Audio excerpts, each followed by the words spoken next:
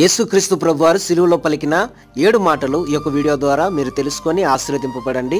ఆఖరి వరకు కూడా వీక్షించండి. మొదటి మాట, యేసు తండ్రి వీరేమి చేయుచున్నారో వీరెరుగరు గనుక వీరిని క్షమించుము, లూకా 23:34. రెండవ మాట, నేడు నీవు నాతో కూడా పరదేశులో ఉందువని నిశ్చయముగా నీతో చెప్పుచున్నానెను, లూకా 23:43. మూడవ మాట, అమ్మా ఇదిగో నీ కుమారుడు అని తన తల్లితో చెప్పాను, యోహాను 19:26. నాలుగవ మాట, ఏలీ ఏలీ లామా సబక్తాని, నా దేవా నన్నెందుకు చేయి విడిచితివి, మత్తయి సువార్త 27:46.